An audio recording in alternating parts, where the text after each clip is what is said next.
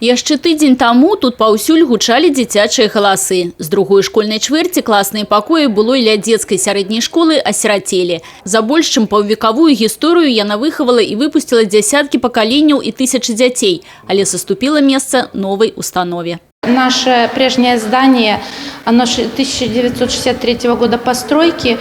Несмотря на то, что проводились текущие ремонты, все-таки здание старое, неустроенное, в нем отсутствовали внутренние санузлы, отсутствовал спортивный зал. Кроме этого, нам приходилось старших детей с 5 по 11 класс водить в столовую через оживленную трассу. Як палепшыць умовы для лядзецкіх школьнікаў раённае кіраўніцтва думала даўно. Будаваць новую школу для крыху больш чым сотні вучняў было немэтазгодна. Выйсце знайшлі нечаканае, аб'яднаўшы пад адным дахам навучальную установу і дом культуры. Для гэтага будынак ДК рэканструявалі і удасканалілі. Очень довольны результатом, и дети, и родители. Пока были каникулы, нам и родители, и дети очень помогли переносить, перевозить все, мыть, здесь чистить. И большое им спасибо. Мы привыкли к той школе, и новая школа – это что-то новое. Новые классы, туалеты появились, тепло очень в школе. Мотивация появилась больше. Пасля рэканструкцыі, якая доўжылася год, сярэдняя школа заняла амаль увесь будынак. Тут размясціліся класныя пакоі, майстэрні і бібліятэка. Уласныя кабінеты нарэшце з'явіліся ў намеснікаў дырэктара, настаўнікаў інфарматыкі і працы.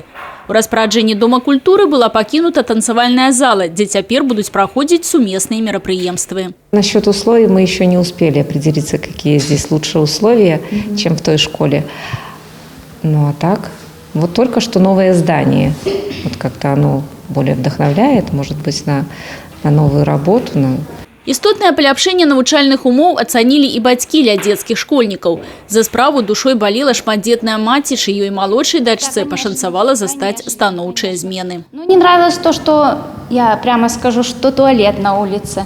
Это девочки, это не совсем хорошо. Зимой бегать там на улицу. И спортзала не было.